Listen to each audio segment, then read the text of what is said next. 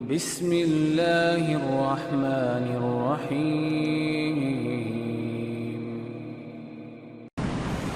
رمضان کے بعد سب سے افضل روزے شہر اللہ کے مہینے کے روزے ہیں، جس کو تم محرم پکارتے ہو۔ تو 12 مہینوں میں کون سا مہینہ ہے جس کی نسبت اللہ کی طرف کی گئی؟ محرم۔ محرم کے دنوں میں سے ایک ایسا دن ہے جس کو یوم عاشوراء کہتے ہیں۔ کیا کہتے ہیں؟ وہ کون سا دن ہے؟ 10 محرم۔ 10 محرم جو روزہ رکھتا ہے، رسول اللہ صلی اللہ علیہ وسلم نے فرمایا یکفر السنۃ الماضیہ، گزرے ہوئے ایک پورے سال کے گناہوں کو اللہ معاف کر دیتے ہیں۔ روزہ ایک دن کا ہے، اور آپ صلی اللہ علیہ وسلم نے اس بات کی خواہش کی تھی، لئن عشت الی قابل لأصومن التاسع، اگر میں آئندہ سال زندہ رہا تو میں 9 کا بھی روزہ رکھوں گا۔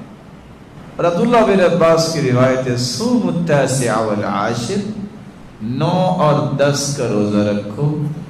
10 کا روزہ کیوں ہم رکھتے ہیں؟ اللہ کے رسول نے رکھا اور حکم دیا اور خوشخبری دی۔ 9 کا روزہ کیوں رکھنا چاہتے ہیں؟ اللہ کے رسول کی خواہش تھی۔ آپ مدینہ میں جب تشریف لائے تو لوگ 10 محرم کو روزہ رکھا کرتے تھے، یہودی۔ آپ نے پوچھا کہ آپ روزہ کیوں رکھتے ہیں؟ یہودیوں نے کہا کہ یہ وہ دن ہے جس دن میں اللہ ذوالجلال نے موسیٰ اور اس کی قوم کو فرعون کے ظلم سے نجات دی تھی۔